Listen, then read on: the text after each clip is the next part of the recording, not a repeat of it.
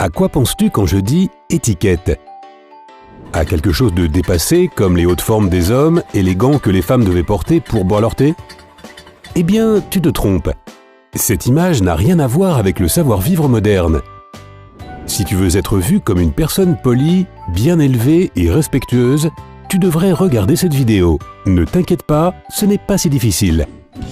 La vie aime bien nous faire des pièges de temps en temps, comme quand ton pantalon se déchire au pire moment. Tu trouveras plein de recommandations sur Internet pour résoudre ce problème, comme accrocher un pull autour de ta taille ou poser une agrafe le long de la couture. Mais peu importe la solution que tu choisis, ne parle de ce problème à personne et vérifie bien que tes sous-vêtements ne se voient pas. Imagine, tu manges avec tes amis et à la fin du repas, ils décident de partager l'addition. Mais tu n'as pris qu'un coca et une salade, alors que tous les autres ont pris d'énormes pizzas et burgers. Dans ce cas, tu as deux options. Soit tu arrondis à un montant supérieur le prix de ton repas sans payer plus, soit tu acceptes de partager entièrement avec les autres. Au niveau de l'étiquette des toilettes, oui, ça existe. Quand tu vois que la porte est fermée, n'essaie pas de l'ouvrir. Il pourrait y avoir quelqu'un à l'intérieur qui avait mal fermé. Et vous seriez tous les deux très gênés. Les hommes doivent faire en sorte de laisser de l'espace entre eux en ne se mettant pas à deux urinoirs côte à côte, sauf s'il n'a pas le choix bien sûr. En te maquillant ou en te brossant, utilise le miroir le plus éloigné du sèche-main. Sinon, ceux qui voudront l'utiliser devront attendre que tu finisses.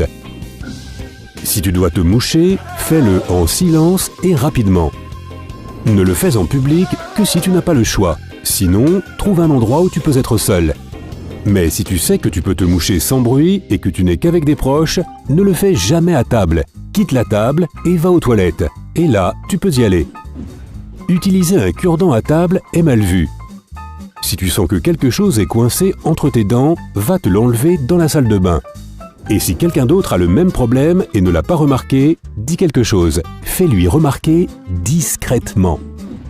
Un de mes plus gros cauchemars est de découvrir que ma braguette est ouverte en public. Il n'y a rien de plus gênant. Enfin, peut-être que si, mais je ne veux pas y réfléchir. En tout cas, si ta braguette est ouverte, tu es censé aller aux toilettes et la fermer là-bas, selon les règles de l'étiquette. S'il n'y a pas de toilette proche, tu peux te tourner vers le mur pour le faire. Si tu vois quelqu'un marcher avec sa braguette ouverte, tu devrais aussi lui signaler discrètement. Dire à quelqu'un que quelque chose te gêne chez lui est toujours compliqué. Par exemple, s'il sent mauvais, s'il met trop de parfum ou s'il mâche la bouche ouverte. Si tu veux bien faire, parle à cette personne en privé. Dis-lui « C'est difficile à dire, mais je sais que tu aimerais qu'on te le signale. » Comme ça, tu lui montres que tu veux l'aider et pas que tu te moques de lui. Ensuite, après avoir expliqué le problème, tu lui dis que tu lui en as parlé car c'est ton ami. À la fin, tu peux lui demander si tu l'as blessé. Cela renforcera le message que tu n'avais aucune mauvaise intention. Donner sa place à une femme enceinte fait partie du savoir-vivre. Mais on est d'accord, c'est super gênant quand on confond une femme enrobée avec une femme enceinte. Pour éviter une telle situation, regarde les pieds de la dame. Les femmes enceintes ont souvent des chaussures plates plutôt que des talons. Leurs chevilles sont plutôt gonflées et elles peuvent soutenir leur dos ou changer régulièrement de jambe d'appui pour répartir le poids. La meilleure chose à faire est de se lever silencieusement pour que la femme décide si elle veut s'asseoir ou non. Si tu veux prendre un selfie avec quelqu'un, tu devrais d'abord lui demander la permission, même si c'est un ami proche. Tu devrais lui donner du temps pour se préparer pour la photo. De plus, il est mal vu de prendre des selfies dans les salles de bain. Évite de porter des vêtements avec des logos offensants ou des gros mots. Certaines personnes trouvent que c'est rigolo, mais d'autres peuvent en être choquées. Si jamais tu ne bois pas de vin, pas besoin de retourner ton verre pour éviter qu'il ne soit rempli. Tu peux juste mettre ton doigt sur le bord en disant « Non merci, pas aujourd'hui ». Quand tu es dans la salle d'embarquement à l'aéroport, ne reste pas devant la porte. Et quand tu récupères ta valise, ne t'approche du carrousel que quand tu as repéré ton sac. Sinon, tu pourrais gêner d'autres personnes qui veulent t'attraper leur valise. Préviens toujours une personne si elle est sur haut-parleur et qu'il y a d'autres auditeurs dans la salle. Si tu parles à quelqu'un sur haut-parleur au travail, trouve une pièce vide et ferme la porte. Si tu utilises le micro-ondes de ton travail pour réchauffer ton plat, n'y mets rien qui ait une très forte odeur. Si tu veux simplement écrire merci dans un mail, ne l'envoie pas. Tu vas juste engorger la boîte de réception du destinataire. Merci. En plus, n'oublie pas ces faux pas quand tu envoies un mail. N'écris pas en lettres majuscules, on a l'impression que tu cries. N'utilise pas non plus des émoticônes ou des polices de couleurs dans des mails professionnels. Ne joins pas des fichiers trop lourds et ne transfère un mail que si tu es sûr d'en avoir le droit. Si tu peux envoyer des mails professionnels à n'importe quelle heure, évite cependant d'envoyer des SMS liés au travail au moins 2 heures après que la journée soit finie ou 1 heure avant qu'elle ne débute.